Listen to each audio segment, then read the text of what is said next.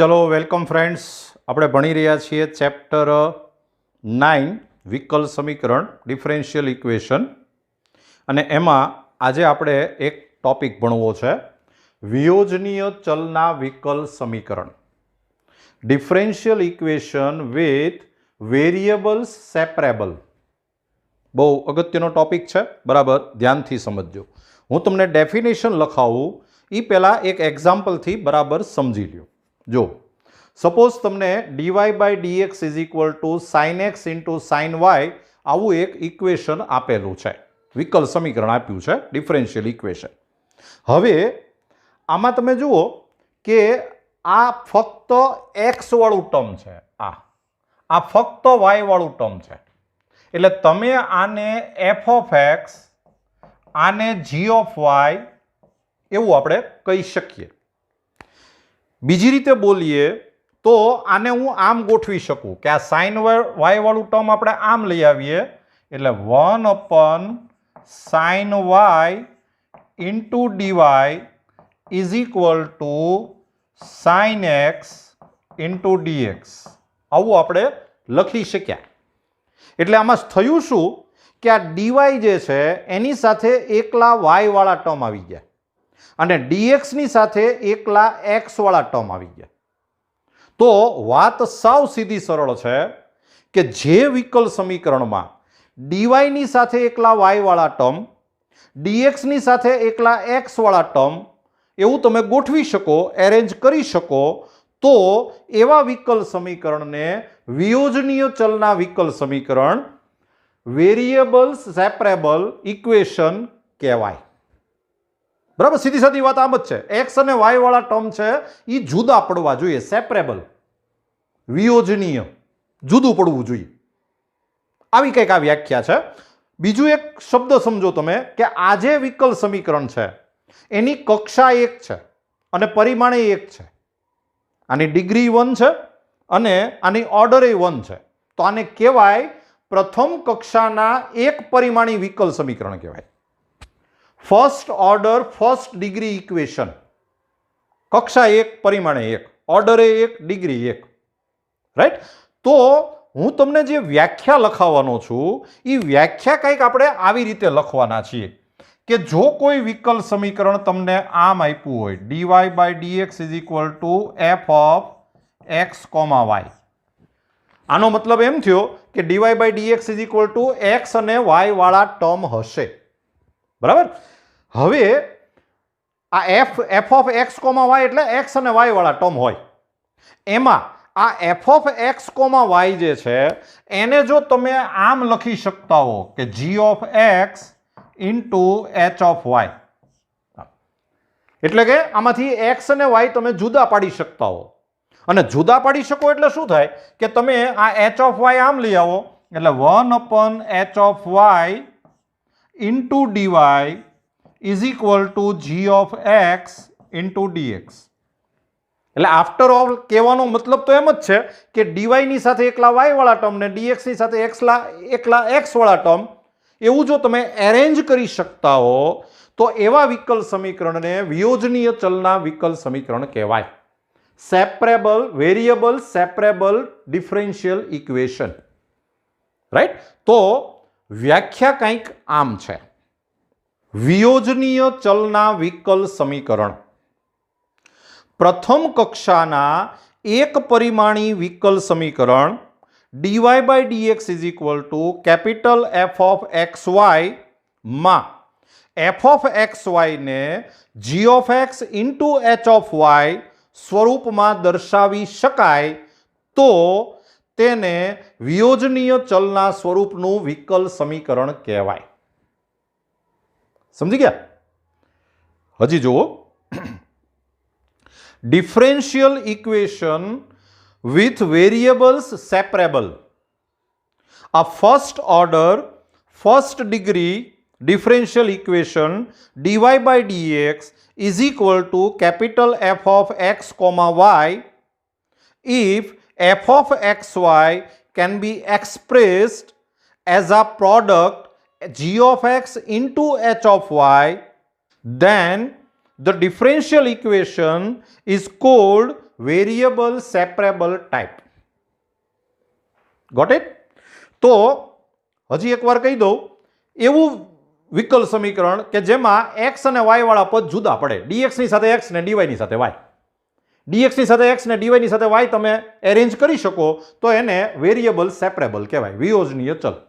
અને હું તમને કહી દઉં કે વિકલ સમીકરણનો ઉકેલ શોધવાની વાત આવશે આપણે, તો વિકલ સમીકરણનો જ્યારે આપણે ઉકેલ શોધતા હશું ત્યારે એ વિયોજનીય હોવું કમ્પલસરી છે, વેરિયેબલ સેપરેબલ હોવું કમ્પલસરી છે, તો જ એનો ઉકેલ મળશે, તો જ એનું સોલ્યુશન મળશે. આ એક મુદ્દો ધ્યાનમાં રાખજો. રાઈટ? ચલો મિત્રો, એક નવો ટોપિક સમજો, વ્યાપક અને વિશિષ્ટ ઉકેલ, જનરલ એન્ડ પર્ટિક્યુલર સોલ્યુશન. જરા બરાબર ધ્યાનથી સમજજો.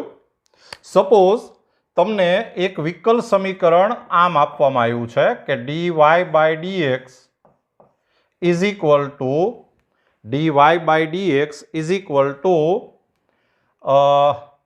x upon y. સપોઝ આમ આપ્યું છે. તમે એક બે નામ બરાબર સમજી લો. આમાં ડિગ્રી 1 છે અને આનો ઓર્ડર 1 છે, કક્ષા 1 છે, પરિમાણે 1 છે, એટલે આને પ્રથમ કક્ષાનું એક પરિમાણી વિકલ સમીકરણ કહેવાય, first degree first order equation. બરાબર? બીજું, આમાં તમે ડીએક્સની સાથે એક્સ અને ડીવાયની સાથે વાય આપણે ગોઠવવું હોય તો ગોઠવી શકીએ એમ છીએ. જો આ ડીએક્સને આમ લઈ આવો, આ વાયને આમ લઈ આવો, એટલે y into dy is equal to x into dx. તો આ ડીવાયની સાથે વાય ને ડીએક્સની સાથે એક્સ ગોઠવી શકાયું, એટલે આને તમે સમજી ગયા હશો કે વિયોજનીય ચલના સ્વરૂપનું વિકલ સમીકરણ કહેવાય, વેરિયેબલ સેપરેબલ ડિફરન્શિયલ ઇક્વેશન. હવે આપણે આ ટર્મ છે અને આ સાઈડ લઈ લઈએ, તો x into dx minus y into dy is equal to 0. હવે આપણે આખામાં ઇન્ટિગ્રેશન કરીએ, સંકલન કરીએ, તો સંકલન એક્સ ડીએક્સ માઇનસ સંકલન integration y dy is equal to integration 0 dx.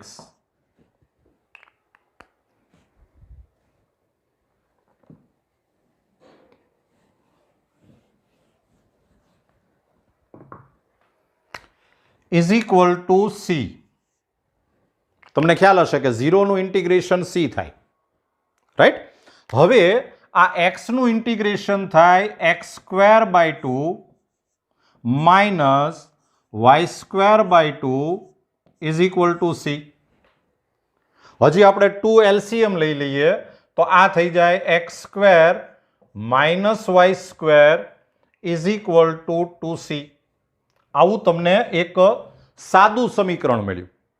આજે છે ને આમાં ક્યાંય વિકલન વાળું પદ નથી, તમે જુઓ ડિફરન્શિએશન વાળું ટર્મ નથી. તો આ જે ડિફરન્શિયલ ઇક્વેશન હોય વિકલ સમીકરણ, એમાંથી તમે વિકલન વાળા પદને હટાવો. If you remove the terms of dy by dx, differentiation વાળા ટર્મ જે છે એને તમે જો રિમૂવ કરો અને જો તમે એક સાદું ઇક્વેશન બનાવો, સાદું સમીકરણ બનાવો, તો આને આ સમીકરણનો ઉકેલ કહેવાય, સોલ્યુશન કહેવાય. This is the solution of this differential equation. અને તમને ખબર હશે કે તમારે વિકલન વાળું પદ હટાવવું એટલે તમારે સંકલન કરવું પડે. If you want to remove differentiation then you have to integration. Right? હવે આ જે સી છે ને એ કોન્સ્ટન્ટ કહેવાય, પણ એને આપણે નામ આપ્યું છે, આ સી ને કહેવાય સ્વેર અચળ.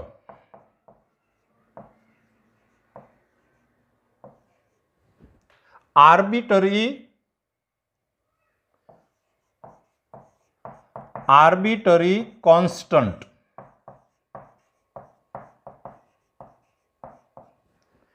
આ જે ઉકેલની અંદર જે અચળ પદ આવે ને, કોન્સ્ટન્ટ આવે, એને આપણે સ્વેર અચળ એવું નામ આપેલું છે, આર્બિટરી કોન્સ્ટન્ટ કહેવાય. અને આ જે સોલ્યુશન જે છે એ સોલ્યુશનને વ્યાપક ઉકેલ કહેવાય. વ્યાપક ઉકેલ, જનરલ સોલ્યુશન. કારણ કે આમાં સી એટલે કોઈ પણ કોન્સ્ટન્ટ હોઈ શકે. સી એટલે 1 હોઈ શકે, 2 હોઈ શકે, 3 હોઈ શકે. એટલે આ કોઈ એક સોલ્યુશન નથી, એક ઉકેલ નથી, આ ઘણા બધા ઉકેલ છે. This is a group of solution.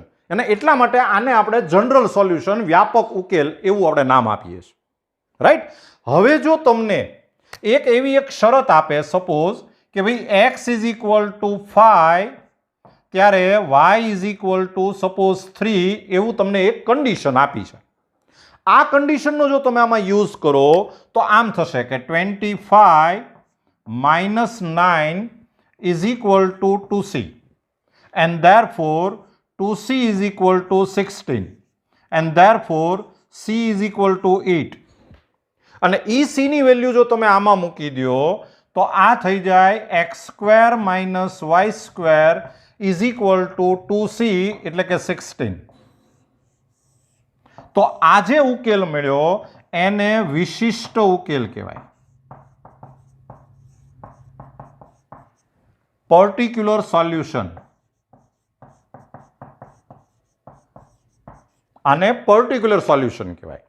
In short, square અચળ વાળો જે ઉકેલ હોય એને વ્યાપક ઉકેલ કહેવાય.